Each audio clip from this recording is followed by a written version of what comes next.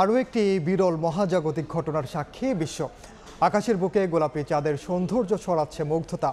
এই মুহূর্তে আগারগাঁওয়ে জাতীয় বিজ্ঞান ও প্রযুক্তি জাদুঘরে প্রশাসনিক ভবনের ছাদে আছেন সহকর্মী রাইদুল ইসলাম শুভ। যাচ্ছে তার কাছে। শুভ, বিরল এক মহাজাতিক ইতিহাসের সাক্ষী হয়ে দাঁড়িয়ে এলো বিশ্ববাসী। তারই ধারাবাহিকতায় বাংলাদেশেও কিন্তু সাক্ষী হতে যাচ্ছে এবং হচ্ছেও।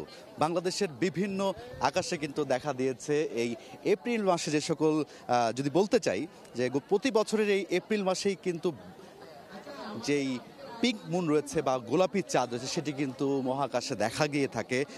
এই যে চাঁদ, গোলাপি চাঁদ, তাকে কেন্দ্র করে কিন্তু বিভিন্ন জায়গায় কিন্তু বিভিন্ন আয়োজন করা হয়েছে। যে আমরা বলতে চাই রাজধানী ঢাকা শহরের বিজ্ঞান ও জাদুঘরে কিন্তু এই সকল চাঁদকে দেখতে, এই গোলাপি চাঁদ দেখতে কিন্তু দর্শনার্থীদের কিন্তু একটি আয়োজন করা হচ্ছে। টেলিস্কোপের মাধ্যমে তারা দেখছেন।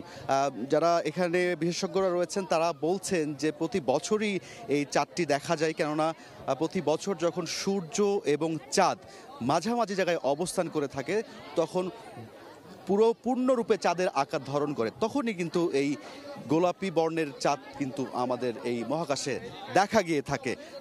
ঠিক বাংলাদেশে এই মুহূর্তে যদি বলতে চাই, বরিশাল, ব্রাহ্মণবাড়িয়া সহ বিভিন্ন জায়গায় কিন্তু এই বিরল যে চাঁদটি রয়েছে, যদি বলা হয় কোনো কোনো জায়গাতে গোলাপি, কোনো কোনো জায়গায় ধূসর, বিভিন্ন বর্ণ কিন্তু ধারণ করে থাকছে।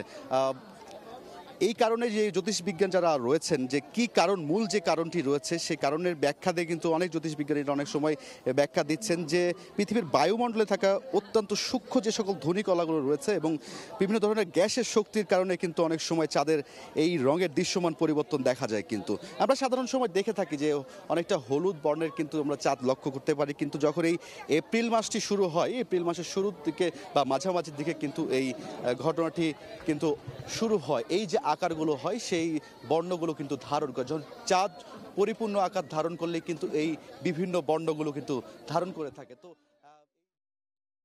সরাসরি যুক্ত ছিলাম রাজধানীর আগারগাঁওয়ে।